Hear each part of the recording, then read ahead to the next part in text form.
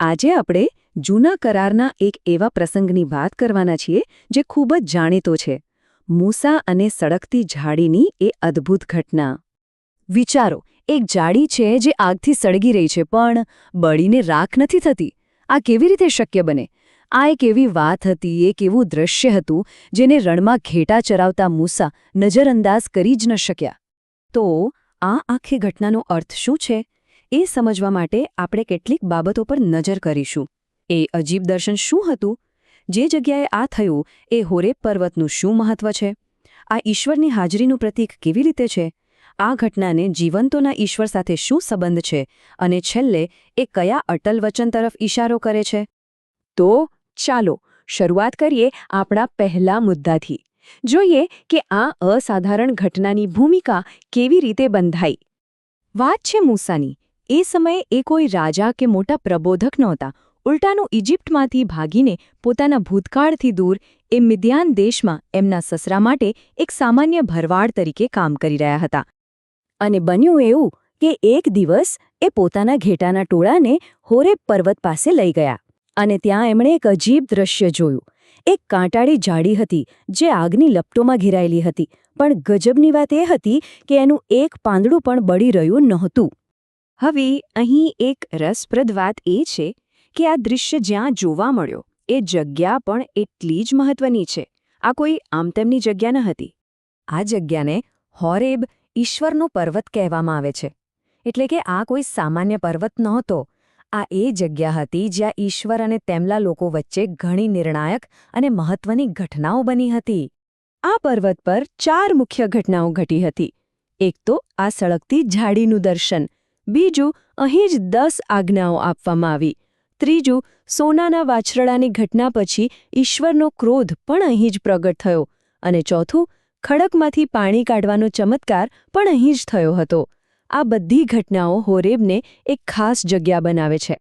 તો સવાલ એ થાય કે આ સળગતી પણ ન બળતી ઝાડીનો અર્થ શું હતો?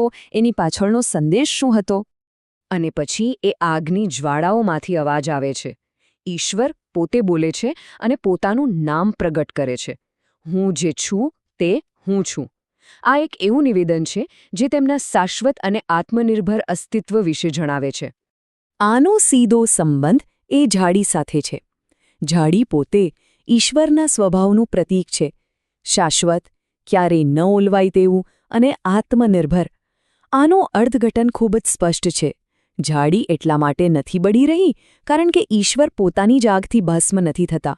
હકીકતમાં તે પોતે જ એ આગ છે, એ ઊર્જાનો સ્ત્રોત છે. હવે આ વાત અહીં જ નથી અટકતી. આ ઘટનાનો એક બીજો ઊંડો અર્થ પણ છે. અને આ અર્થ સદીઓ પછી ખુદ ઈસુ ખ્રિસ્તે સ્પષ્ટ કર્યો હતો. ચાલો એ જોઈએ. ઈસુ આ સળગતી ઝાડીની વાર્તાનો ઉલ્લેખ કરીને એક બહુ મોટી અને ગહન વાત કહી.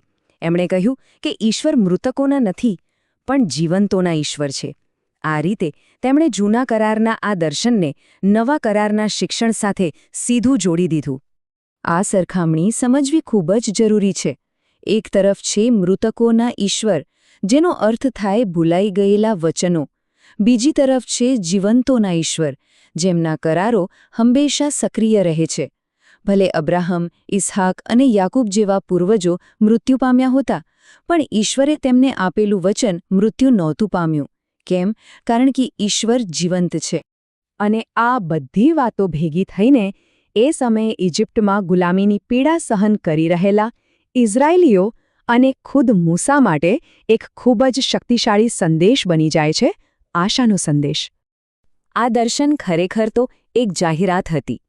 એ કહેતી હતી કે જે ઈશ્વરે સદીઓ પહેલાં અબ્રાહમ, ઇસ્હાક અને યાકૂબને વચનો આપ્યા હતા, તે ઈશ્વર હજી પણ હાજર છે અને એમને પોતાનો કરાર બરાબર યાદ છે. જે રીતે આગ ઓલવાતી નથી, એ જ રીતે એમનું વચન પણ ઝાંખું નથી પડ્યું. એટલે જ ઈશ્વરનો સંદેશ માત્ર સહાનુભૂતિનું નહોતો, પણ સક્રિય પગલાં લેવાનો હતો.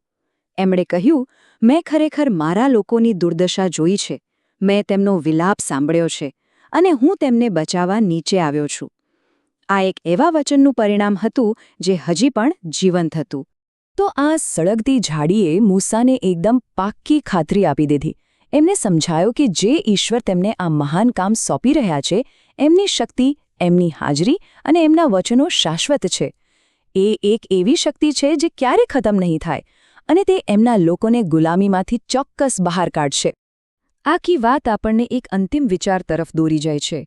શું ઈશ્વરનું કોઈ વચન આજે પણ કોઈના જીવનમાં આ સળગતી ઝાડીની જેમ પ્રજ્વલિત છે? આ દર્શન એ જ શીખવે છે કે દૈવી વચન ગમે તેટલું જૂનું કેમ ન હોય, એની આગ ક્યારેય બુઝાતી નથી.